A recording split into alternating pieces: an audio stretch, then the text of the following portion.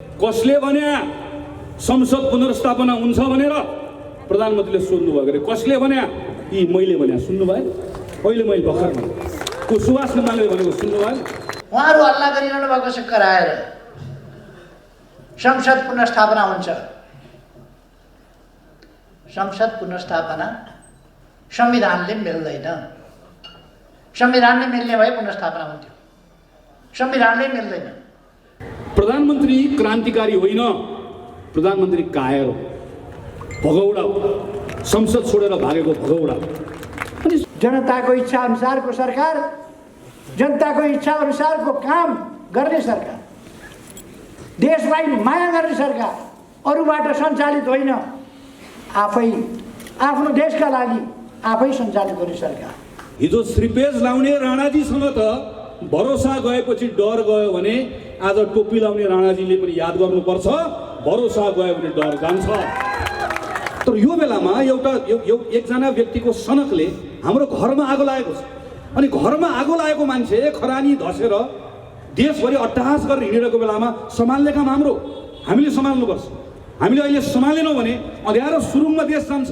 अनि अँध्यारो सुरुङमा देश गयो भने उज्यालो कहाँ छ हामी कसैलाई पनि थाहा छैन वैशाखपछि के हुन्छ कसैलाई थाहा छ 64% को दलको नेताले म सरकार चलाउन ताजा जनादेश चाहियो भनेपछि कहाँ विकल्प छ पठाउने पुनर्स्थापना गरेर कहाँ पठाउने फेरि म चलाउन भन्दैछु जो दलको नेता हुन् जोसँग लगभग 2/3 छ उनले ताजा जनादेश चाहियो भन्दैछ अनि अरूले जब लोकतन्त्र अगाडि नेपाली माटो सुँगुरो यस्तो फ्लेभर भन्ने कुरा सुरु हुन्छ त्यहाँबाट खतरा आयो भन्ने कुरा हामीले बुझ्नुपर्छ संसारभरि यस्तै हो आजको दिनमा शासकहरू के भन्न सक्दैनन् भने डेमोक्रेसीबाट छिछि दूर गर्न भाग्न सक्दैन अमेरिकाको ट्रम्प पनि त्यही हो ब्राजिलको बोल्सोनारो पनि त्यही हो सबभन्दा आधारभूत कुरो के हो लोकतन्त्र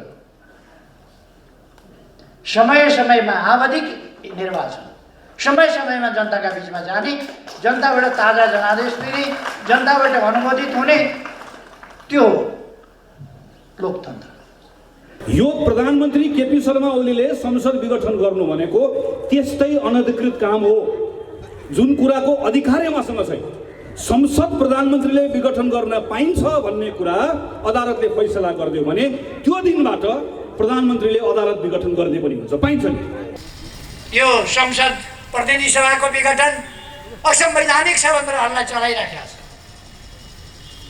म तिनीहरूलाई कोरा राजनीति मात्रै नगरेर एकपल्ट संविधान पढ्न आग्रह गर्न चाहन्छु 64% को प्रतिनिधित्व सर्वसम्मतिले गर्ने प्रधानमन्त्री म हो मैले देशको समय बर्बाद हुने भयो देशका लागि काम गर्न दिएनन् त्यसकारण म ताजा जनादेशमा जान चाहन्छु भनेर विघटनको सिफारिस गरेर विघटन भइसकेपछि अर्को विकल्प छैन संसदमा प्रतिनिधि सभामा अर्को विकल्प छैन 64% को सर्वसम्मत नेता मै हो तर केही दिन घरमा आगो लागेको हुनाले गर्दा पानी बोकेर बाल्टिन उनीले बाल्टिन पाइप उनीले पाइप ड्रम उनीले ड्रम पानी हाल्नु पर्ने छ पानी हाल्नको लागि तपाईहरु मैदानमा आउनु होला तर म्याउ स्याउ जे गरे पनि उम्किँदैन होइन यसपल्ट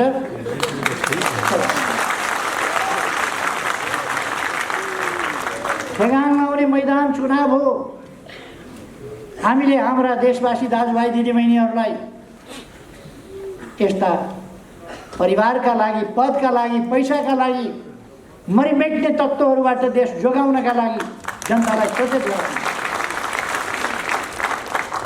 आग्रह गर्नुपर्छ नेपालको मन्त्री परिषदले संसद विघटन गर्ने सिफारिस गर्यो भने श्री 5 महाराजा धिराजले संसद विघटन गरिबक्सने छ प्रधानमन्त्रीको विशेष अधिकार त्यही विशेष अधिकार प्रयोग गरेर प्रधानमन्त्री गिरिजाप्रसाद कोइरालाले संसद भङ्ग गर्नुभयो मनमोहन अधिकारीले प्रस्ताव गर्नुभयो सूर्यबहादुरले प्रस्ताव गर्नुभयो शेरबहादुर देउवाले भङ्ग गर्नुभयो 60-62 सालमा राजाको शासन माओवादीको त्यो बेलाको विद्रोह यी सबै कुराको आरोह अवरोह पार गरेर गरेको जनआन्दोलनपछि आएको नयाँ राजनीतिक अवस्था त्यो राजनीतिक अवस्थाभित्र हामीले गरेको विमर्श यी सबै कुराबाट हामी एउटा निष्कर्षमा पुग्यौँ कि हामी संसदीय व्यवस्थालाई नै अवलम्बन गर्ने हो तर हाम्रो अनुभवहरूले हामीलाई केही कुरा सिकाएको छ हामी 5 वर्षको लागि चुनाव गर्छौँ तर 5 वर्ष हाम्रो संसद टिक्दैन संसारको बेलायतमा एउटा होला, इजरायलमा एउटा होला, जर्मनीमा एउटा होला, प्रत्येक देशको आफ्नो अनुभव छ। हाम्रो अनुभवका आधारमा हामीले एउटा छुट्टै खालको संसदीय व्यवस्थालाई संविधानमा राख्नुपर्छ। राख्यौँ हामी र हामीले भन्यौँ कि एकपटक प्रधानमन्त्री निर्वाचित भएपछि 2 वर्षसम्म अविश्वासको प्रस्ताव ल्याउन पाइँदैन। यो कुनै पनि देशमा छैन। फेरि 2 वर्षपछि ल्यायो भने पनि वैकल्पिक प्रधानमन्त्री को हुने भन्ने नाम राखेर ल्याउनुपर्छ। यो पनि कुनै देशमा छैन। अनि असफल भयो भने फेरि 1 वर्ष ल्याउन पाइँदैन। यो पनि कुनै देशमा छैन। अनि हामीले सँगै के भन्यौँ, 5 वर्ष संसद राख्ने। मलाई त अहिलेसम्म याद छ त्यो दिनको छलफल। हामीले त कतिसम्म भनेका थियौँ भने संयुक्त राज्य अमेरिकामा जस्तै मङ्सिरको यति गते चुनाव हुन्छ भनेर तिथि नै संविधानमा लेखौँ, जसरी हामीले जेठ 15 गते बजेट आउँछ भनेर हाम्रो संविधानमा लेखेका छौँ। यसै गरिकन लेखौँ भनेर छलफल गऱ्यौँ। तर छलफल गर्दै गर्दा एउटा कुरा सम्झ्यौँ हामीले कि एउटा साल संसदको चुनावको मिति घोषणा गरेको बेलामा त्यो मितिमा ठुलो एकादशीको तिथि पर्यो। ठुलो एकादशीको तिथि परेकोले मिति सार्नु पर्यो। मिति लेखौँला, तिथि नमिल्ला। त्यही भएर संविधानमा लेखिसकेपछि 1 दिन पनि तलमाथि सार्न मिल्दैन भनेर मात्रै हामीले मिति नलेखेको। 5 वर्षसम्म संसदको आयु रहन्छ। संसदले प्रधानमन्त्री बनाउनै सकेन। चुनाव भयो, प्रधानमन्त्री बनाउनै सकेन। ठुलो पार्टीले बनाउन सकेन, 2टा पार्टी मिलेर बनाउन सकेन, ठुलो पार्टीले विश्वास प्राप्त गर्न सकेन। र हामीले त त्योभन्दा अगाडि एउटा सांसदले पनि प्रयास गर्न पाउँछ। त्यसो गर्दा पनि बनाउन सकेन भने मात्रै संसद विघटन हुन सक्छ भनेर हामीले भन्यौँ। बहुमत प्राप्त गरेको प्रधानमन्त्रीले संसद विघटन गर्न पाउने काम असंवैधानिक भन्दा पनि पहिला त्यो अनधिकृत हो। नेपाली कांग्रेसको सभापति शेरबहादुर देउवा हुनुहुन्छ। उहाँले मलाई अहिले केन्द्र सदस्यबाट निकालिदिनु भयो भने मैले के भन्न सक्छु, विधान अनुसार तपाईँले मलाई निकाल्न पाउनुहुन्न। उहाँले भन्नु होला पाउँछ। यो विधानको विषय हुन्छ, वैधानिक भयो कि अवैधानिक भयो भन्ने हुन्छ।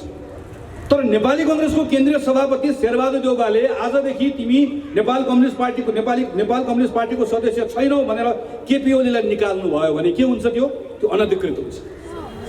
यो प्रधानमन्त्री केपी शर्मा ओलीले संसद विघटन गर्नु भनेको त्यस्तै अनधिकृत काम हो जुन कुराको अधिकारै मसँग छैन।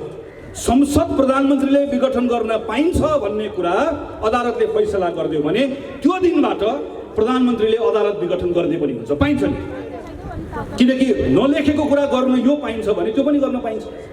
2 र 2 जोडेर 4 हुन्छ भनेर संविधानमा लेखेको देखा भनेर लेखेको छैन भन्नुको अर्थ 2 र 2 जोड्दै गर्दा एउटा सनकाले आएर 5 हुन्छ भनेर अपव्याख्या गर्न मिल्छ? यो त्यस्तै हो। हाम्रो संविधानले त्यसको कल्पना गरेको छैन। त्यसैले प्रधानमन्त्रीले सोध्नु भयो अरे कसले भने संसद पुनर्स्थापना हुन्छ भनेर प्रधानमन्त्रीले सोध्नु भयो अरे कसले भने? यी मैले भने सुन्नु भएन? अहिले मैले भर्खर भने को सुभाष नेमाले भनेको सुन्नु भएन? को अग्नि खरेलले भनेको सुन्नु भएन? को संविधान बनाउने मानिसहरूले भनेको सुन्नु भएन? को पूर्व प्रधान न्यायाधीशहरूले भनेको सुन्नु भएन? हामी संविधान बनाउनेहरूले आएर भनेको। त्यसैले प्रधानमन्त्री केपी शर्मा ओलीलाई मेरो आग्रह छ, हिजो धनगढीमा गएर भन्नुभयो अरे संविधान पढ भनेर भन्नुभयो अरे। कमरेड ओली आउनुहोस्, पढौँ न संविधान। तपाईँ मैदान छोडेर भागेर लुकेर बस्नुभएको सुभाष नेमाङलाई बोलाएर आउनुहोस्, म संविधान भोगेर जारी गर्ने रामवरण यादवलाई लिएर आउँछु, खुला मञ्चमा बसौँ।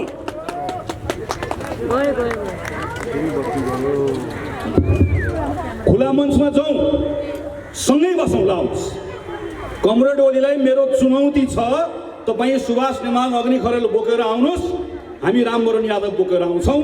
खुला मञ्चमा जनताको बिचमा यो संविधान यो असंवैधानिक काम मात्रै होइन, यो सँगसँगै गैर जिम्मेवारपूर्ण काम पनि हो, चरम गैर जिम्मेवार। कोभिडको सङ्कट तपाईँ हामी सबैले सामना गर्यौँ। रोगले मानिस मर्यो, भोकले मानिस मर्यो। कीर्तिपुरको त्यो मजदुर याद छ तपाईँलाई? नाम्लोले पेट बाँधेर सुत्दै गर्दा 4 दिनसम्म खाना नपाएर उसले आफ्नो शरीर त्याग्यो। सुत्केरी हुन नसकेर हाम्रो दिदीबहिनी मरेको। नाङ्गै खुट्टा काभ्रेदेखि हिँडेर धनगढी पुगे यो देशका मजदुरहरू। भारतबाट हामीले हेऱ्यौँ ट्युब चढेर खोला तरेर नेपालभित्र छिरे। दैनिक ज्यालादारी गर्ने मानिस, उद्योग धन्दा चलाउने मानिस, किसान, मजदुर, विद्यार्थी सबको बिजोग भयो। प्रधानमन्त्री ओलीले कहिले पनि देख्नु भएन। अघि साथीले चर्चा गर्नुभयो, यत्रो महामारीको बेलामा, यत्रो सङ्कटको बेलामा ओमनी देख्नु, यति देख्नु, यत्रो ठुलो पाप, यत्रो ठुलो अपराध। अहिले हेर्नुहोस् त हाम्रो अवस्था कस्तो छ। अहिले भर्खर मात्र निकालेको तथ्याङ्कले भन्छ यो वर्षको आर्थिक वृद्धि दर हाम्रो 1% को हाराहारीमा हुन्छ। 10 लाखभन्दा बढी मानिसले रोजगारी गुमाएका छन्। 8 महिना लकडाउन हुँदै गर्दा हाम्रो 61% भन्दा बढी उद्योगहरू 70% भन्दा कम चले। हाम्रा सयौं व्यवसायहरू बन्द भएका छन्। यो सानो पसल चलाउने मान्छेले भाडा तिर्न नसकेर थला परेको छ। सानो रेस्टुरेन्ट खोलेको मान्छे, पर्यटनको क्षेत्रमा काम गरेको मान्छे, होटल चलाएको मान्छे, ज्याला यो मजदुरीमा काम गर्ने मान्छे, कुन क्षेत्रको मान्छे यसबाट प्रभावित भएको छ? हाम्रै तथ्याङ्क सरकारले गरेको अध्ययनले भन्छ अरु 10औं लाख मानिसहरू जो बल्ल बल्ल गरिबीको रेखाभन्दा माथि आएका थिए ती फेरि गरिबीको रेखा मुनि धकेलिँदैछन्। 5 जना मान्छे मध्ये 3 जनाले रोजगारी गुमाएको छ भनेर सरकारको अध्ययनले भन्छ। अनि यस्तो बेलामा जिम्मा लिएको प्रधानमन्त्रीको सबैभन्दा ठुलो प्राथमिकता भनेको यी मानिसहरूलाई पुनर्स्थापित गर्ने होइन। तर हेर्नुहोस् त, उपचार गर, परीक्षण गर भन्दै गर्दा उसले भन्यो मेरो भाँडो रित्तिएको छ। अनि आज हामी कसैले पनि नचाहेको बेलामा, आवश्यकता नभएको, संविधानले नभनेको, देशले नमागेको बेलामा हामीलाई चुनाव ल्याएर थोपर दिएको छ। 30औं अरब चुनावमा खर्च लाग्छ। त्यो 30औं अरब चुनावमा खर्च हाम्रो समय भन्दा पनि हाम्रो समय हेर्नुहोस् त, हाम्रो प्राथमिकता दिनरात। अब हाम्रो ध्यान केमा छ? अदालतले के भन्छ? हाम्रो ध्यान केमा छ? प्रदेशको सभामा तलमाथि कहाँ भयो? हाम्रो ध्यान केमा छ? संसद पुनर्स्थापना हुन्छ कि हुँदैन? खोइ जनताको विषय। रोगले, भोगले, शोकले प्रताडित भएको जनता केन्द्रबाट फेरि सिमानामा धकेलिएको छ। कसको कारणले गर्दा? प्रधानमन्त्रीको कारणले गर्दा। प्रधानमन्त्री नाङ्गै हिँड्नु भएको छ, तर वरिपरि हिँड्ने भातहरू तपाईँको लुगा कति राम्रो भन्दै सँगसँगै हिँडेका छन्। मलाई उदेक लाग्छ प्रधानमन्त्री हेर्नुहोस् त, 9 महिना सिंहदरबार आउनु भएन प्रधानमन्त्री, सुरक्षाको कारण देखाएर। हिजो धनगढी जानु, काठमाडौँको पार्टी प्यालेस घुम्नु भएको छ अनि हँसाउनुहुन्छ। अनि म यसो जोकरहरू तल बसेर थप्पडी मारिरहेका हुन्छ। म त भन्छु प्रधानमन्त्री एकपटक हाम्रो मिलनचोक पार्टी प्यालेसमा आइदिनु, यहाँका जोकरलाई पनि थप्पडी बजाउन आउँछ, आइदिनु यहाँ पनि आइदिनु। यस्तो पनि हुन्छ। यस्तो बेलामा जब मानिसहरूले आफ्नो जीवन धान्नका निम्ति सङ्घर्ष गरिरहेको बेलामा हामी कहाँ छौँ? हाम्रो देशको अवस्था त्यसै पनि हामी गरिब, त्यसै पनि हामी कमजोर। यो महामारीले 1 से 1 अमेरिका जस्तो, जापान जस्तो बलियो अर्थतन्त्रलाई त चौपट बनाएको छ, भारतलाई चौपट बनाएको छ।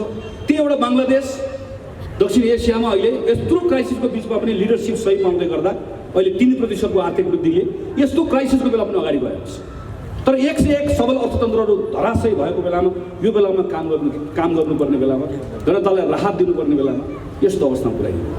मैले त पहिलेदेखि भन्दै आएँ, प्रधानमन्त्री ओली भनेको एउटा प्याकेज हो।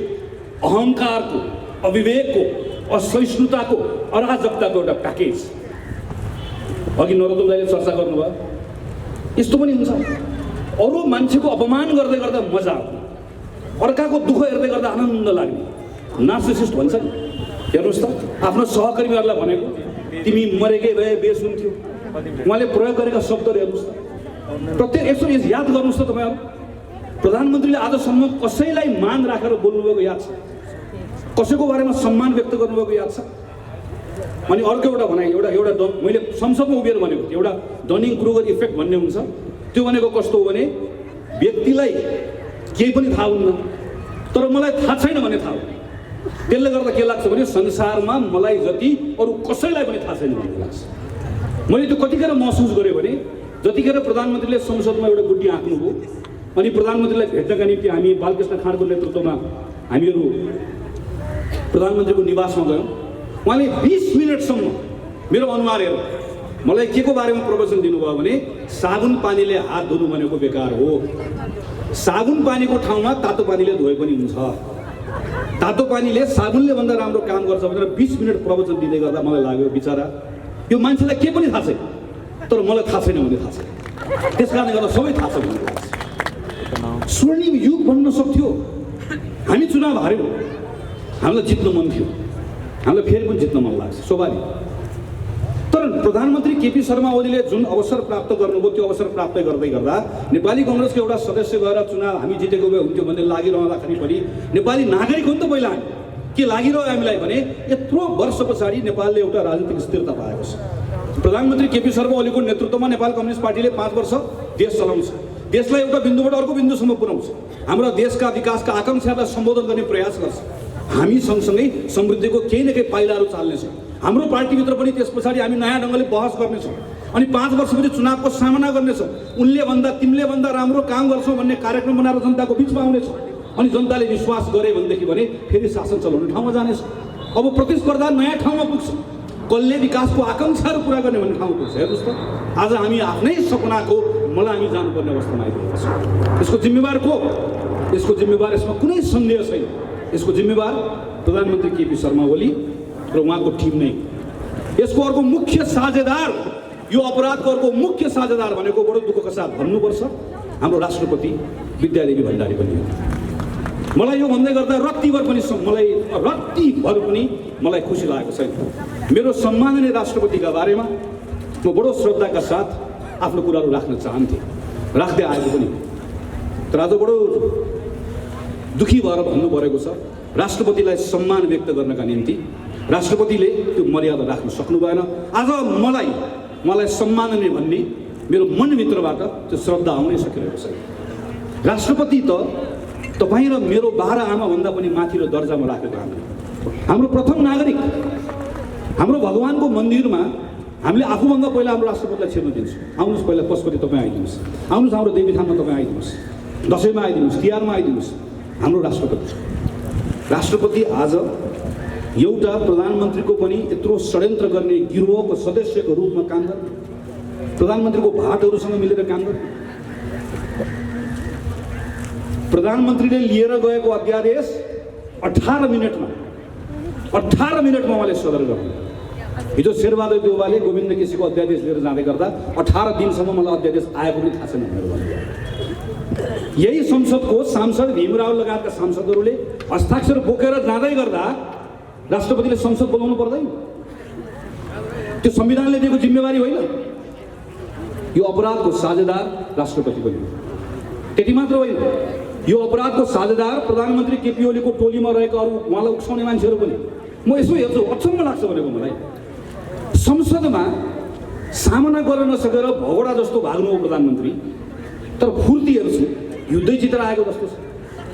त्यो दशरथ रङ्गशालामा तपाईँले हेर्नुभयो भने त्यहाँ बक्सिङ रिङ देख्नुहुन्छ। बक्सिङ रिङमा बक्सिङ खेल्न हामी तयार भएर बसेका छौँ। प्रधानमन्त्री ओली बक्सिङ खेल्न आउनुहोला भनेको आउँदै रङ्गशालामा आयो, त्रिपुरेश्वरबाट भाग्नु अनि महाबौद्धमा गएर आफै गोल्ड मेडल किन्नु भएछ अनि लगाएर आएर बक्सिङ जितेर आएको लगाउनु भयो। अनि खेल्नु त भएन नि भनेको, आउनु त आएन, आगोमै ढालिदिनु। मैदानमा आउने भएको छैन, भाग्नु भएको छ, महाबौद्धमा गएर गोल्ड मेडल किनेको छ अनि लाएर गएर म फर्स्ट भएँ, म फर्स्ट आएँ। हेर्नुहोस् देशभरि हेर्नुहोस् त प्रहसन पार्टी प्यालेसमा। संसदको सामना गर्नु पर्दैन? संसदको सामना नगर्ने जुन संसदले प्रधानमन्त्री बनायो अनि अदालतको विषयलाई प्रभावित गर्न के भन्ने भने मसँग 65% मत भएकोले यो संसदबाट सरकार बन्नै सक्दैन थियो, त्यस कारणले गर्दा मैले वैकल्पिक सरकार नबन्ने भएकोले संसद भङ्ग गरेँ भनेर भन्ने। अनि फेरि उता पार्टी प्यालेसमा गइसके पछाडि चाहिँ मलाई संसदमा दुःख दिए भनेर भन्ने। त्यो संसदको सामना गर्नु पर्दैन? प्रधानमन्त्री क्रान्तिकारी होइन, प्रधानमन्त्री कायर हो, भगौडा हो, संसद छोडेर भागेको भगौडा। अनि यस्तो भगौडालाई, कायरलाई क्रान्तिकारी हो भनेर उक्साउनेहरू पनि अपराधका साझेदार। त्यति मात्र होइन, अघि हाम्रो क्षेत्रीय सभापतिले भन्नुभएको, चर्चा गर्नुभएको छ, नेकपाको अर्को एउटा गुट जो हामी यहाँ छौँ भनेर बसिरहेको छ, यो अहिलेको अवस्थाको एउटा जिम्मेवार उहाँहरू पनि। हामी यहाँ छौँ भनेर मैले हामी यहाँ छौँ लेख्नु भएको छ। म उहाँहरूलाई सोध्न चाहन्छु, राष्ट्रपतिले आफ्नो मर्यादा बिर्सेर श्री 6 बडा महारानी जस्तो होइबक्स्यो भनेर संसदमा बोल्ने मान्छे मै हो। हामीले त्यो भन्दै गर्दा तपाईँहरू कहाँ हुनुहुन्थ्यो?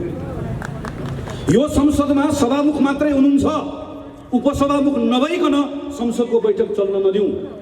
हामीले यो भन्दै गर्दा तपाईँहरू कहाँ हुनुहुन्थ्यो? हिजो प्रधान न्यायाधीश बन्ने लाइनमा दीपक राज जोशी हुँदै गर्दा संसदीय सुनवाई समितिको आफ्नो अङ्कगणितलाई प्रयोग गरेर यसरी नगरौँ, यसैले न्यायले प्रभावित हुन्छ भन्दै गर्दा तपाईँहरू कहाँ हुनुहुन्थ्यो? निर्वाचन आयोगमा बहालवाला सचिवलाई रातारात सचिवबाट राजीनामा पनि नदिकन निर्वाचन आयोगको प्रमुख नबनाऊ, निर्वाचन आयोगको पवित्रता रहँदैन भन्दै गर्दा तपाईँहरू कहाँ हुनुहुन्थ्यो? किस्तामा संविधानमाथि धावा बोल्दै गर्दा कहाँ हुनुहुन्थ्यो? यत्रो कोभिडको सङ्कटमा राजस्वको दर चुहाउने, यत्रो ठुलो अपराध गर्ने, स्वास्थ्य सामग्री खरिदमा कल्पनै गर्न नसक्ने विषयहरू गर्दै गर्दा तपाईँहरू कहाँ हुनुहुन्थ्यो? मैले त 1 वर्ष अगाडि भनेको संसदमा उभिएर प्रधानमन्त्रीको चालानीको छैन, तपाईँहरूको बालाई घरमा विश्राम दिनुहोस् भन्दै गर्दा तपाईँहरू कहाँ हुनुहुन्थ्यो? म भन्छु तपाईँहरू कहाँ हुनुहुन्थ्यो? तपाईँहरूमध्ये एकजना प्रधानमन्त्री केपी शर्मा ओलीले कमरेड यो त ट्र्याक्टर होइन प्लेन हो, 2टा पाइलट हुन्छ भनिदिएकोमा दङ्ग परेर प्लेन उडाउँछु भनेर बस्नुभएको। तपाईँहरूमध्ये एकजना हामी एमाले एक हौँ, यो माओवादीले बेलामा ठेगान लगाइदिनुपर्छ भन्दै गर्दा दङ्ग परेर बस्नुभएको थियो। तपाईँहरूमध्ये एकजना सर्प पाल्नको लागि 72 करोड लिँदै हुनु। तपाईँहरूमध्ये एकजना गोर्खामा चुनाव हारेर झ्यालबाट छिरेर राष्ट्रिय सभाको सांसद पड्काउनको लागि प्रयास गर्दै हुनुहुन्थ्यो। तपाईँहरू सबको लोभको कारणले गर्दा आज यो स्थिति आएको। बालुवाटारको जग्गा खर्लप्पै खाने विष्णु पौडेललाई संसदबाट निकाल्नु भन्दै गर्दा होइन भन्नु, अहिले महासचिव बनेर तपाईँलाई निकालिदिएको देख्दै गर्दा ठिक्क पऱ्यो भन्ने मन लागेको छ। तर आजको मूल विषय यो होइन। जनताले फैसला गर्छन्, इतिहासले फैसला गर्छ, यसको बारेमा हामीले धेरै चिन्ता गर्नु पर्दैन। आजको मूल विषय संविधानमाथि कु भएको छ, अपराध भएको छ र आजको मूल विषय भनेको अदालत त्यसलाई सच्याउनुपर्छ। डेमोक्रेसीमा कहिलेकाहीँ सङ्घीय शासकहरू आउँछन्, निर्वाचित हुन्छ, राज्यको संस्थाले त्यसलाई नियन्त्रण गर्नुपर्छ। संसदले गर्नुपर्थ्यो, संसद भङ्ग भयो। राष्ट्रपतिले गर्नुपर्थ्यो, राष्ट्रपति अपराधको साझेदार हुनुभयो। यस्तो बेलामा जनविश्वास अहिले अदालतमा गएको छ। हामी सबै अदालततर्फ हेरिरहेका छौँ। हामीलाई के लागिरहेको छ? अहिले अदालतले सरकारले गरेको निर्णय ठिक भयो कि भएन भनेर छानबिन गरिरहेको छ। सरकारको निर्णय परीक्षामा छ भन्ने लागिरहेको छ। गलत। अहिले सरकारको निर्णय होइन, अदालत परीक्षामा छ। श्रीमानहरू परीक्षामा हुनुहुन्छ, हामी सबै परीक्षा लिइरहेका छौँ। कसले भन्छ अदालतको विषयको बारेमा बोल्न पाइँदैन? हेर्नुहोस् त, लोकतन्त्रमा विधिको शासन जहाँ हुन्छ त्यो ठाउँमा कहिलेकाहीँ संस्थाहरूले विधिको शासन खलबलाउन थाले भने त्यसले ठिक ठाउँमा ल्याइदिन्छ। अमेरिकाको राष्ट्रपति डोनाल्ड ट्रम्प, जसले हाम्रो जस्तो होइन हातले टिपेर छानिकन बनाएको न्यायाधीश हो, आज यो निर्वाचनको परिणाम मैले मान्दिनँ भन्दै गर्दा ट्रम्पले बनाएको न्यायाधीश हो, छानेको न्यायाधीश हो, कृपा गरेको न्यायाधीश हो। तर आज डोनाल्ड ट्रम्पको अविवेकी असंवैधानिक निर्णयको पक्षमा उनीहरू उभिएन। हिजो कसले बनाए छोडिदिनुहोस्। अहिले बेन्चमा बस्नुभएको श्रीमानले हिजो मुट्ठी कस्नुभयो कि जय नेपाल भन्नुभयो, छोडिदिनुहोस्। तपाईँको धर्म, तपाईँको कर्तव्य अहिले संविधानप्रति। कुनै बेला जननायक बिपी कोइरालाले भन्नुभएको थियो, न्यायको न्यायकर्ताले नै अवहेलना गर्यो भने न्यायको कसैले पनि मर्यादा राख्दैन। गङ्गोत्रीको जल दूषित भयो भने कुनै पनि जल पवित्र रहन सक्दैन। न्यायको उद्गम स्थल पवित्र रहनुपर्छ, नत्र भए केवल पशुबल र स्थूल शक्तिको आधारमा जङ्गली शासन मात्रै हुन्छ। हामी अहिले यही अवस्थामा आइपुगेका छौँ। हामी सबै भनिरहेका छौँ, श्रीमानले कतै हेर्नु पर्दैन, कपनको सभा नहेर्नुहोस्, धनगढीको सभा पनि नहेर्नुहोस्। श्रीमानहरू नडराउनुहोस्, नलकपकाउनुहोस्, नलोभिनुहोस्, नबरालिनुहोस्, दायाँ नहेर्नुहोस्, बायाँ नहेर्नुहोस्, दक्षिण नहेर्नुहोस्, उत्तर नहेर्नुहोस्, केवल संविधान पल्टाएर हेर्नुहोस्। जुन संविधानको कसम खानुभएको छ त्यही संविधान पल्टाएर हेर्नुहोस् र याद गर्नुहोस्। म श्रीमानलाई यति मात्र आग्रह गर्न चाहन्छु, याद गर्नुहोस्, श्री दिनमोहन शमशेरको अगाडि उभिएर बिपी कोइरालालाई जब उहाँले भन्नुभयो नानी शासन गर्न पूर्वमा लेखेर आउनुपर्छ, बिपीले भन्नुभयो त्यो बेलामा महाराज पूर्वमा शासन गरेर पूर्वमा लेखेर आएर शासन गर्ने दिन गए। श्री तीन महाराजसँग राणाजीसँग टाउकोमा श्रीपेश थियो, सेनाको ताकत थियो, तर बिपीको मनबाट, जनताको मनबाट, हेलो, बिपीले जतिखेर भन्नुभयो त्यो बेलामा बिपीको मनबाट, जनताको मनबाट श्री तीन महाराज जसले श्रीपेश लाएर बस्नुभएको थियो उहाँप्रतिको भरोसा उडेको थियो। भरोसा उडेको हुनाले गर्दा डर उडेको थियो। हिजो श्रीपेश लाउने राणाजीसँग त भरोसा गएपछि डर गयो भने आज टोपी लाउने राणाजीले पनि याद गर्नुपर्छ, भरोसा गयो भने डर जान्छ। त्यसैले यो बेलामा श्रीमानहरूलाई पनि आग्रह छ, यतिखेर हामी सबैको विश्वास त्यहाँ अडिएको छ। हामी सबैको भरोसा त्यहाँ अडिएको छ र संविधानमा जे लेखेको छ ती कुरा हुनुपर्दछ भन्ने हामी सबैको माग पनि छ। काङ्ग्रेसको यही आजको पोजिसन पनि हो। म प्रधानमन्त्रीले गर्नुभएको बकबकको बारेमा धेरै टिप्पणी गर्न चाहन्न। फतफतका बारेमा मेरो धेरै टिप्पणी छैन। यति हद्दा छ नरोत्तम दाइले चर्चा गर्नुभयो, ती हाम्रो निम्ति छलफलका विषय पनि हुन सक्दैन। उठाउनु भएकोले गर्दा यसलाई भन्नै पर्नेछ। प्रधानमन्त्रीका आसेपासीहरू अहिले पनि के भन्दैछन् भने प्रधानमन्त्रीले नेपालको चुच्चे नक्सा जारी गर्नुभएकोले प्रधानमन्त्रीका पार्टीका मानिसहरूले वा अरू बाहिरका मानिसहरूले उहाँको खिलाफमा मोर्चाबन्दी गर्दैछ। यो भन्दा ठुलो पाखण्डी कुरा पनि केही हुन्छ? कार्तिकको 16 गते भारत सरकारले एकतर्फी नक्सा जारी गर्यो। कार्तिकको 21 गते सबैभन्दा पहिला नेपाली कांग्रेस पार्टीका सभापति शेरबहादुर देउपाले बैठक राखेर यसको विरोध जनाउनु भयो। कार्तिकको 25 गते संसदीय समितिले निर्देशन दियो। मङ्सिरको 1 गते प्रधानमन्त्रीले के भन्नुभयो थाहा छ? नक्सा त प्रेसमा पनि छाप्न सकिन्छ, नक्सा छाप्ने कुरा बहादुरी होइन भन्यो। मङ्सिरको 10 गते फेरि नेपाली कांग्रेसले भन्यो। लगातार संसदमा हामीहरूले बोल्यौँ, लगातार संसदीय समितिहरूले भन्यो। उसको 25 गते फेरि संसदको अन्तर्राष्ट्रिय समिति जसको सभापति मैले बिर्सेँ, दिव्यमणि राज भण्डारी त्यसको सदस्य हुनुहुन्छ, त्यो समितिले भन्यो। त्यसको केही दिनपछि फेरि संसदको राज्य व्यवस्था समितिले प्रधानमन्त्रीलाई निर्देशन दियो। प्रधानमन्त्री टसमस गर्नु भएन, छोडिदिनुहोस् नक्साको कुरा। एकैपटक गएर जब वैशाखमा गएर लगातार हामीलाई हेप्दै गइसके पछाडि नक्साको बारेमा नेपाल अडिन नसकेपछि नक्सा होइन हाम्रो भूमिमा बाटै बनाउने काम भयो। हाम्रो भूमिमा बाटो बनाइसके पछाडि फेरि संसद बोल्यो। संसदको समितिले पालै पिलो राष्ट्रिय सभा, प्रतिनिधि सभा, हाम्रो समिति, अर्को समिति सबले सरकारलाई निर्देशन दियो। सडकमा मानिसहरू आए, बुद्धिजीवीहरूले नक्सा सार्वजनिक गरे। हलचल गर्न नसकिसके पछाडि संसदमा घेराबन्दी गरिसके पछाडि प्रधानमन्त्रीले नक्सा जारी गर्नुभयो। तर त्यो बेलामा फेरि हामीले भन्यौँ यो नेपालको प्रधानमन्त्रीले जारी गर्नुभएको नक्सा हाम्रो नक्सा हो। हामीले त्यो बेलामा यो पार्टी त्यो पार्टी भनेनौँ। हाम्रो पार्टीको निर्णय गरेर सर्वसम्मत हाम्रो संसदबाट नक्सा पारित गर्यो। एकजनाले बोलेन खिलाफमा, एकजना बोल्नुभयो, संसदबाट बिदा हुनुभयो। देशमा सबै देशभक्त नागरिक एक ठाउँमा आए, के काङ्ग्रेस के कम्युनिस्ट। अनि आज अहिले आएर फुर्ती लगाउने, आज अहिले हामी देखिरहेका छैनौँ। हेर्नुहोस् त हाम्रो हालत। चीनका मानिसहरू खुल्लम खुल्ला राष्ट्रपति प्रधानमन्त्रीका चलिरहेका छन्। भारतको प्लेन आयो, खुफिया एजेन्सीका मान्छे मध्यरातसम्म प्रधानमन्त्रीसँग भेट्यो भन्ने हामी समाचारमा पढ्छौँ। नेपाल चीन र भारतको खेल मैदान जस्तो बन्न पुगेको छ। कहाँ छ हाम्रो स्वाधीनताको स्थिति? यो ठाउँमा पुर्याउने अनि उल्टो आम जनताको बिचमा त्यो भावनासँग खेल्ने कि मैले नक्सा जारी गरेको कारणले गर्दा भारतले एकतर्फी हाम्रो भूमि लिएर नक्सा जारी गरिसके पछाडि तपाईँ हामी होइन सबै काङ्ग्रेस कम्युनिस्ट सबै कुरा छोडेर हामी एक ढिक्का भएर संसदभित्र बाहिर सबले हाम्रो नक्सा जारी गर्ने, भूमि पनि ल्याउने भनेर सङ्कल्प गरेको हामीले होइन, हाम्रो प्रधानमन्त्रीलाई ताकत दिएको हामीले होइन। अनि यस्तो विषयलाई आफ्नो घरभित्रको झगडा मिलाउन नसक्ने, आफ्नो घरभित्रको महत्त्वाकांक्षाको टकरावले यो ठाउँमा पुग्ने अनि प्रयोग चाहिँ जनताको यो भावनासँग गर्न खोज्ने, यो तहको नौटङ्की। अझ अहिले मैले हिजो सुने प्रधानमन्त्रीको सहयोगी शालीन भनेर चिनिने परराष्ट्र मन्त्रीले भन्नुभएछ कि अब नेपालमा नेपाली फ्लेभरको, नेपाली सुगन्धको लोकतन्त्र भएकोले यस्तो ठाउँमा हाम्रो संसद विघटन गर्न पाइन्छ। जब लोकतन्त्र अगाडि नेपाली माटो सुउँदो यस्तो फ्लेभर भन्ने कुरा सुरु हुन्छ, त्यहाँबाट खतरा आयो भन्ने कुरा हामीले बुझ्नुपर्छ। संसारभरि यस्तै हो। आजको दिनमा शासकहरू के भन्न सक्दैनन् भने डेमोक्रेसीबाट छिछि दूर गर्न भाग्न सक्दैन।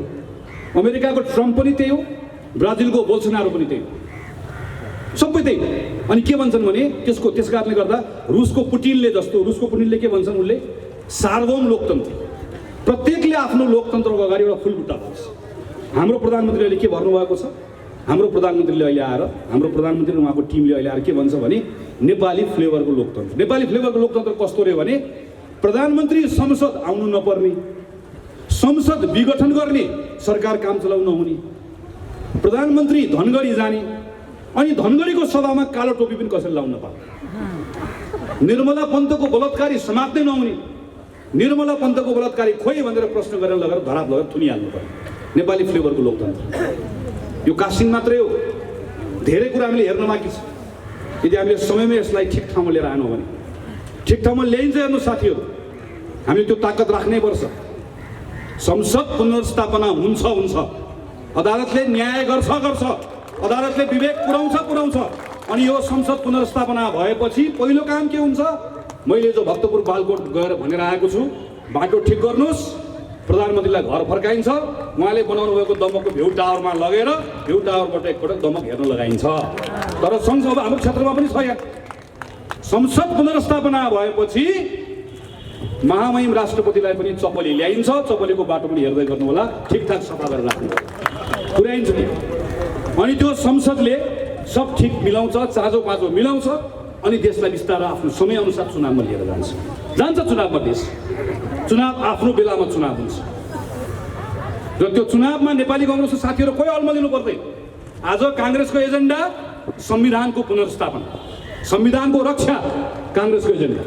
त्यो भनेको अदालतले असंवैधानिक कामलाई सच्याउँछ, संसद आउँछ, त्यो संविधान पुनर्स्थापना हुन्छ, हामीले गर्नुपर्ने निर्णय गर्छौँ अनि चुनावमा जान्छ। अघि साथीले चर्चा गरिसक्नु, चुनावको के डर छ? जनतामाथिको भरोसा। मैले त भनेको छु, पार्टीले भोलि गएर चुनावको बेलामा हेरौँला, सल्लाह गरौँला, जो साथी आउने हो मैदानमा, चुनावको मैदानमा कांग्रेसबाट कोही न कोही हामी आइहाल्छ। त्यो बेलामा पठाइदिनुहोस्, आउनुहोस् प्रधानमन्त्री आफै लड्न आउनु भने राम्रै हुन्छ। किन राम्रो हुन्छ भनेदेखि प्रधानमन्त्रीले पठाउनु भएका मानिसहरूलाई यहाँ धेरै गफ गर्न आउँदो रहेछ।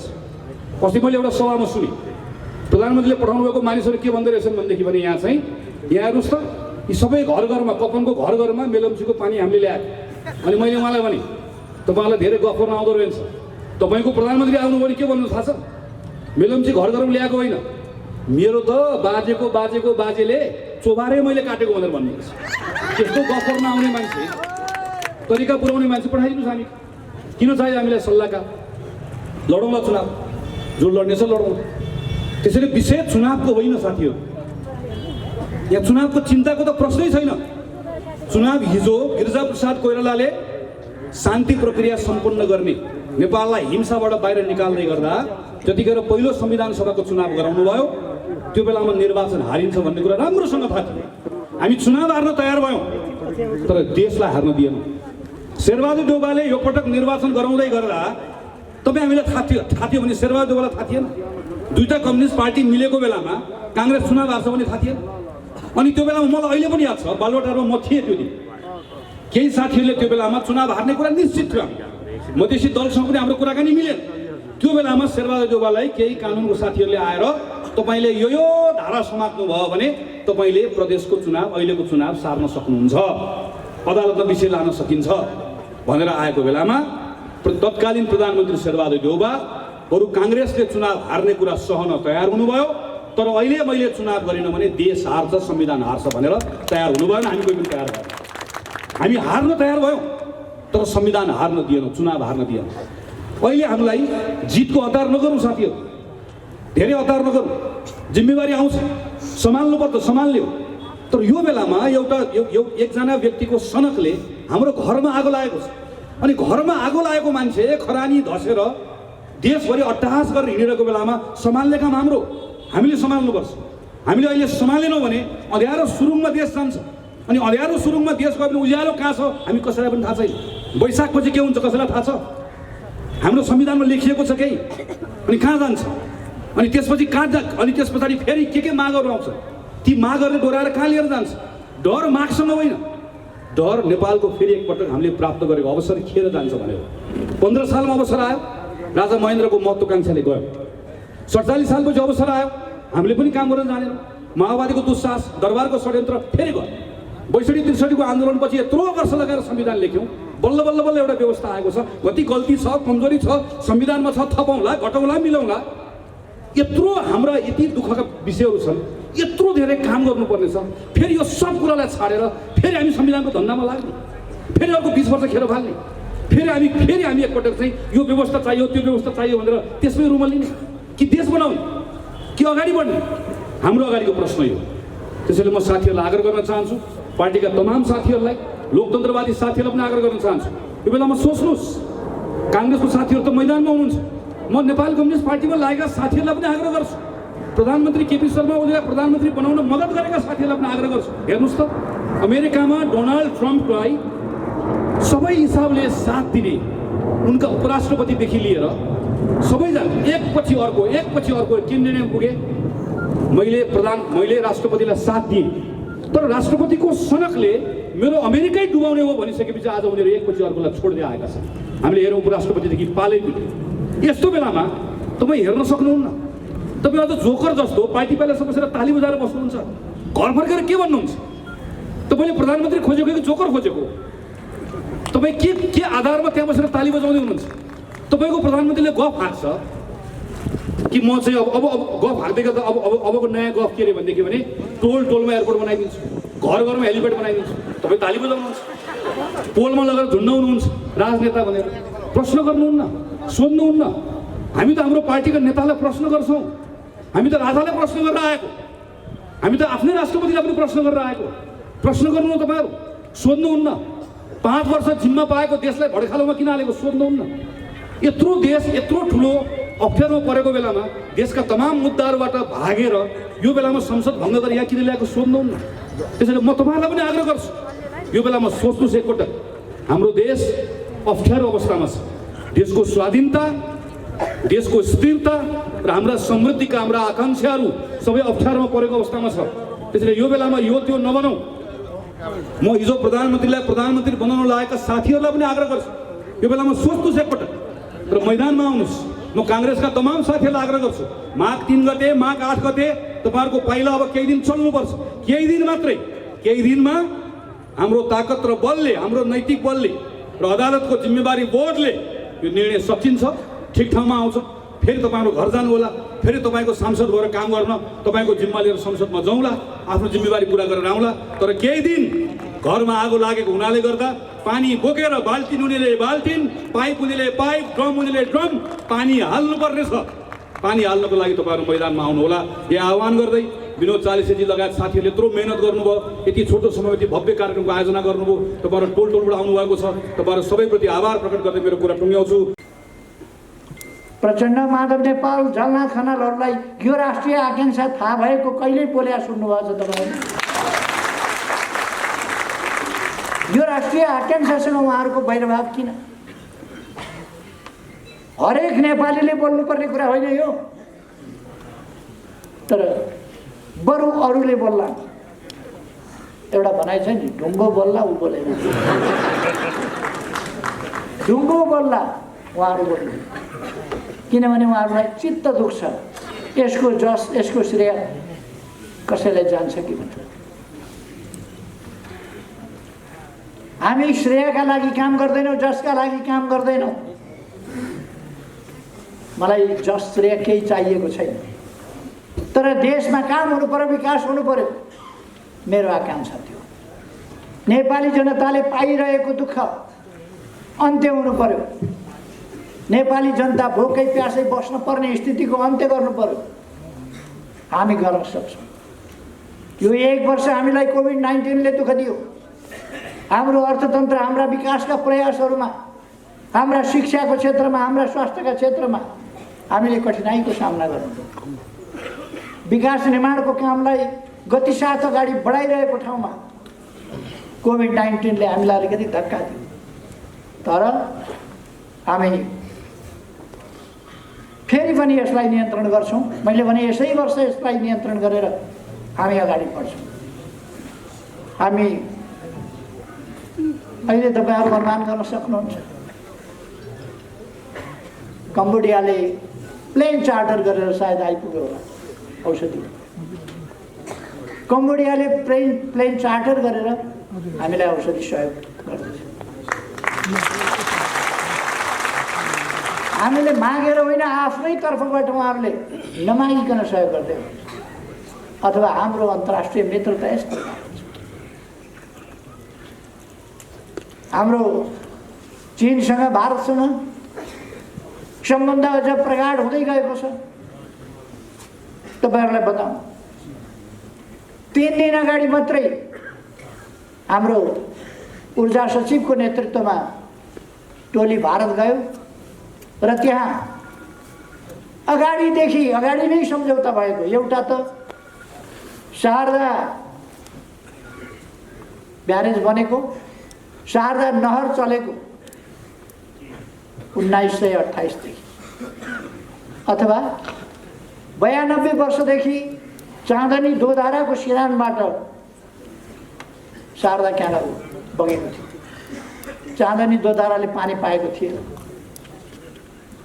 अत्यन्तै विरोध गरिएको सन्धि एकीकृत महाकाली सन्धि, त्यसमा शारदा नहरबाट चाँदनी दोधारालाई क्युमेक्स पानी दिने सहमति गरियो। तर अहिलेसम्म सरकारहरू 25 वर्षै सरकारहरू चल्दा कुनै सरकारले त्यो सम्झौता पल्टाएर यो पानी चाहियो भनेर भन्न हिम्मत गरेको छैन।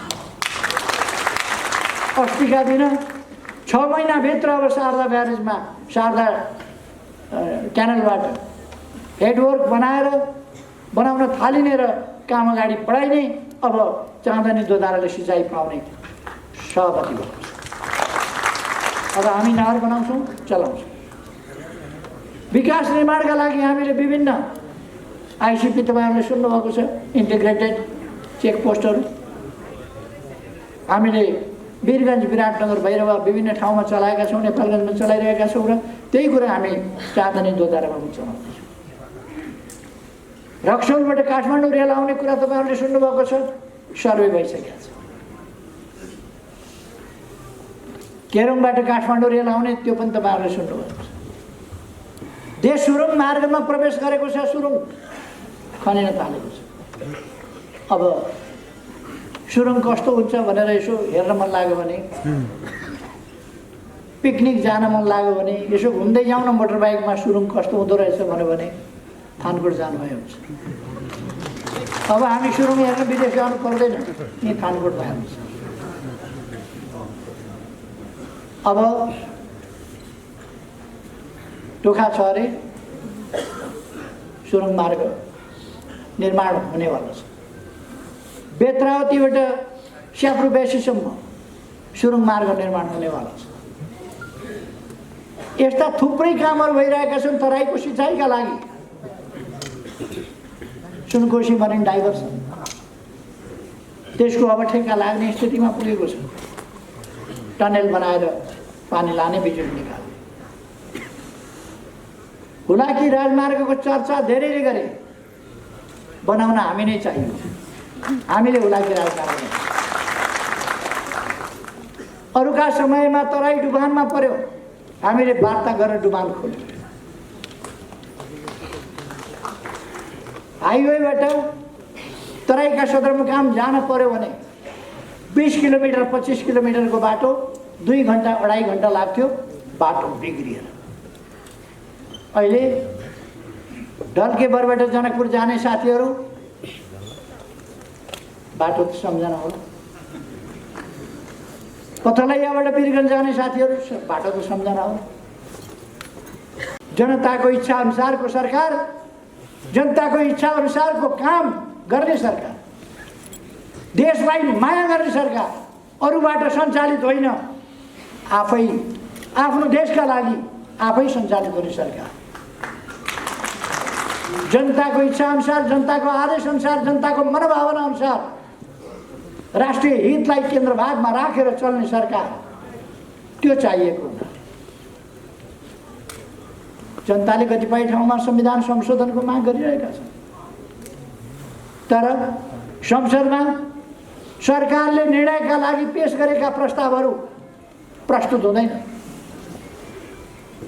सभामुखले 3वटा अधिवेशन भए, 3वटा अधिवेशन अगाडि सरकारले राखेका प्रस्ताव निर्णयार्थ प्रस्तुत हुँदैन।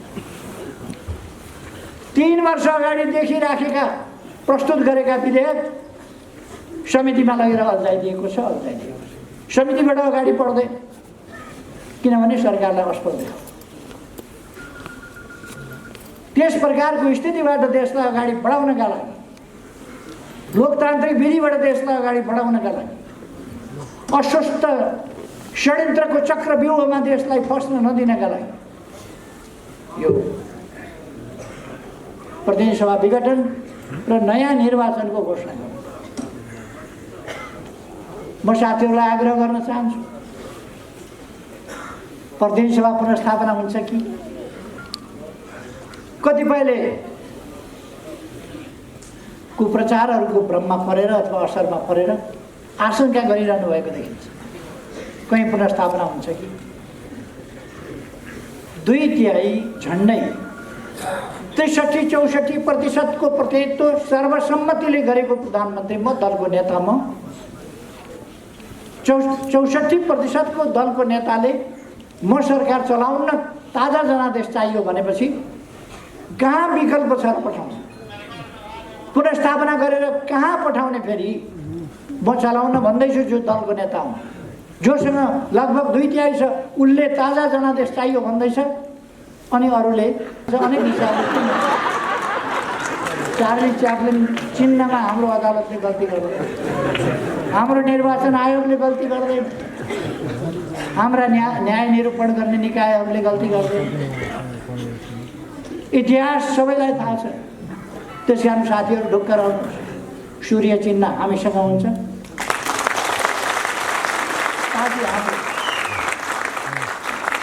उहाँहरूले बहुमत छ भन्नुभएको छ। गफै त हो, सम्धि भन्छ। बहुमत कहाँबाट आयो बहुमत उहाँहरूसँग? कहाँ पुष्टि हो? कुन महाधिवेशनले भनौँ उहाँहरूसँग बहुमत छ? कुन महाधिवेशनले, कुन अधिवेशनले भनौँ? कहाँ छ बहुमत? कुनै एउटा जिल्लामा बहुमत ल्याएर, एउटा निर्वाचन क्षेत्रमा बहुमत ल्याएर देखाउनुहोस् त। बहुमत छ, दाबी पनि कस्तो बहुमत छ।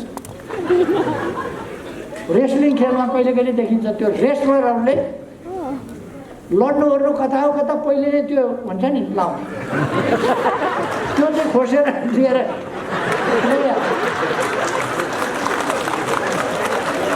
अनि जब रेस्लिङको कोर्टमा जान्छ अर्काले मुक्का दिएपछि अनि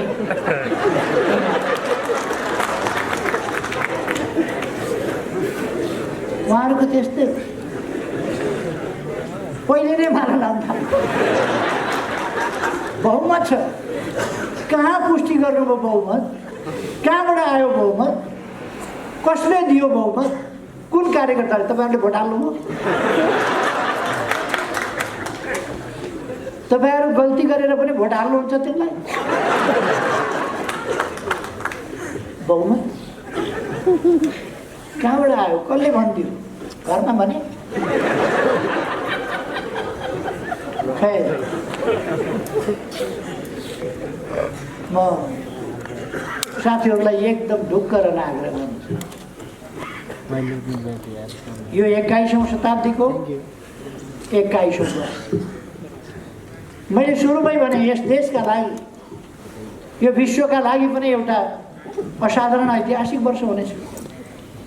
त्यसै गरेर यस देशका निम्ति यो उल्लेख्य ढङ्गले असाधारण र ऐतिहासिक वर्ष हुनेछ। हामी अब चुनावको अभियानमा जुटौँ। हाम्रा कमिटीहरू चुस्त दुरुस्त बनाऊ।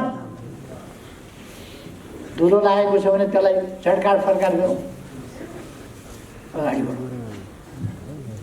आँधी तुफान भएर अगाडि बढौँ, पहाडी चाहिँ अगाडि बढौँ हामी। त्यसपछि यस्ता गफहरू आँधीले बगाएर लान्छ, बाढीले बगाएर लान्छ। यी गफहरूका पछाडि हामीलाई अल्झनु छैन। त्यस कारण म साथीहरूलाई आग्रह गर्न चाहन्छु, तपाईँहरू दृढताका साथ अगाडि बढ्नु। उहाँहरूले कहिले कहिले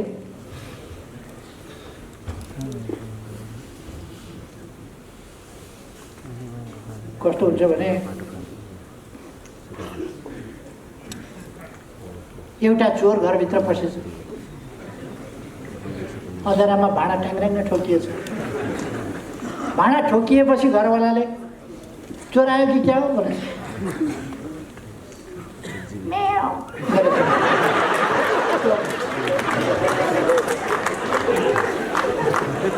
बिरालो पो रहेछ भनेर घरवाला।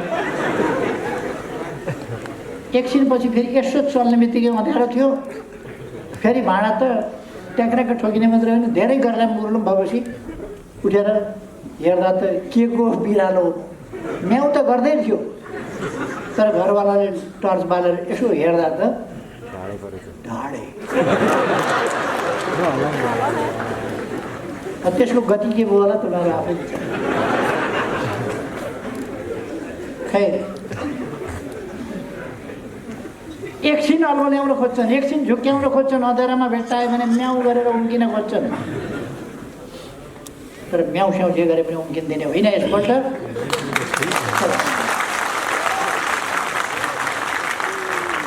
ठेगानमा आउने मैदान चुनाव हो।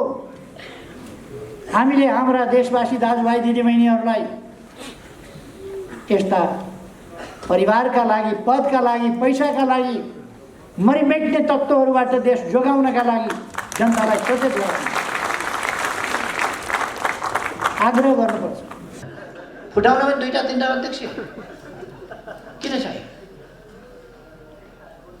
तर मन भनेको अचम्मकै हुँदो रहेछ। न सभापति हुन पाउने, सभापति पनि प्रचण्डले चलाउने हो। छेउमा बस्न पाएकै थियो, फेरि सभापति अध्यक्ष नै नहुने किन हो त्यो चाहिँ मैले बुझाएको छु। उहाँको बारेमा म कुनै कमेन्ट गर्दिनँ, बिचरा दुखी मनमा हुनुहुन्छ।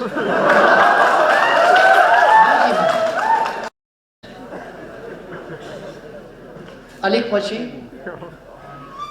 पछि समय कति लाग्छ म भन्न सक्दिनँ। उहाँहरू हुन त उहाँहरूले वैशाखबाट होली सिद्धियो भन्नुभएको छ। उहाँहरूको भविष्यवाणी कस्तो नमिल्ने खालको गर्नुहुन्छ भने पोहोरमा बिमारी परे अब मरिहाल्छ भने त्यो पनि मिलेन। पोहोर बराबरै म बिमारी परेँ, ब्याङ्कक गएँ उपचार गराउनु, काठको बाकसमा फर्किन्छ भने म त प्लेनको सिटमै बसिरहेको। अस्ति म आकस्मिक रूपमा इन्फेक्सन भयो, अपरेसन गर्नु पर्यो। अपरेसन कहिले कहिले जटिल हुन्छ। अब गयो भनेर खुसी। उहाँहरूको भविष्यवाणी हुने खालको गर्दै गर्नुहुन्न। म मर्न त मर्छु, एक दिन मरिहाल्छु। उहाँहरूको आकाङ्क्षा पुरा हुन्छ, अगाडि पछाडि कसको कहिले के, अब यो टुङ्गो हुँदैन प्रकृतिको, तर म चाहिँ एक दिन मर्छु। तपाईँहरूलाई सुन्न राम्रो लाग्दैन म मर्छु भन्ने कुरा, तर मर्छु, सत्य हो। मान्छे मरोस् भन्ने कल्पना विरोधीलाई, शत्रुलाई पनि गर्नु सभ्यता होइन। विरोधीको पनि स्वास्थ्य लाभको कामना गरिन्छ। मैले लड्नु छ भने एउटा अशक्त कमजोर रोगीसँग लड्न चाहन्न। अलिक मजबुत पाखुरा भएको, बलियो, राम्रै मसलदार, खेल्न जानेकैसँग खेल्न मजा आउँछ। त्यसकारण सुस्वास्थ्य रहनु, सुस्वास्थ्यको कामना गरिन्छ। उहाँहरू भन्नुहुन्छ चुनाव हुँदै हुँदैन भनेर, चुनाव हुँदै हुँदैन भनेर। वैशाखको चुनावमा केपी ओली पत्तासा भन्नुभयो, अब फेरि चुनाव हुँदै हुँदैन भने भन्नुहुन्छ, वैशाखको चुनावमा केपी ओलीको पत्तासा। म उहाँहरूलाई भन्न चाहन्छु तपाईहरूले पनि केही सिट चाहिँ ल्याउनुहोस् भन्ने मेरो शुभकामना छ। केही सिट ल्याउनुहोस्, तर त्यसका लागि अहिलेदेखि तयारी गर्नुहोस्। यो सडकमा गएर बेकार अर्कत्रमा बसेर कपडा बिगारेर ल्याउँछ, घाम लागेको बेला अर्कत्रमा बस्नुपर्छ कपडा बिगार्न। अचम्म के भने लोकतन्त्र आइसक्यो। उहाँहरूले भने होइन अस्ति नै, अब सडकमा गइरहनु पर्दैन, अब लोकतन्त्र आइसक्यो, सदनबाटै सबै काम गर्न सकिन्छ। लोकतन्त्रको एउटा राम्रो सबभन्दा आधारभूत कुरो के हो? लोकतन्त्र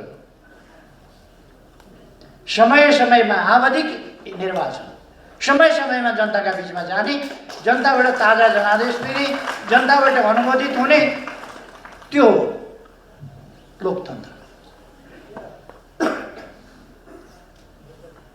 उहाँहरू परपर भित्तो हान्नुहुन्छ सिगौरी खेलेर, वहीँ खोस्रिनुहुन्छ, नजिकै आएर भिड्न डराउनुहुन्छ। परपर सिगौरी खेल्न सजिलो छ, उहाँहरू सिगौरी खेलेर हिँड्नुहुन्छ। कहिले माइती घर मण्डल, कहिले प्रदर्शनी मारेर सिगौरी खेलेर हिँड्नुहुन्छ। एक्लै सिगौरी खेल्दाखेरि कुनै खतरा हुँदैन, राम्रो छ। चुनावमा भिडेका बेला उहाँहरूलाई थाहा हुनेछ, जनताले मतदान गरेका बेला थाहा हुनेछ। मेरो सुझाव छ केही सिट तपाईँहरू पनि जित्नु छ भने अहिलेदेखि चुनावको तयारीमा लाग्नुहोस्। उहाँहरू हल्ला गरिरहनु भएको छ कराएर संसद पुनर्स्थापना हुन्छ। संसद पुनर्स्थापना संविधानले मिल्दैन। संविधानले मिल्ने भए पुनर्स्थापना हुन्थ्यो, संविधानले मिल्दैन। 64% बहुमत भएको सर्वसम्मत बहुमतको नेताले अहिले संसद विघटन भएपछि को कता छ के छ त्यो बेग्लै कुरा होला। जति बेला मैले विघटनको सिफारिस गरेँ त्यति बेला संसदको 64% बहुमतको सर्वसम्मत नेता हुँ म। त्यस हैसियतले मैले सिफारिस गरेको छु विघटन।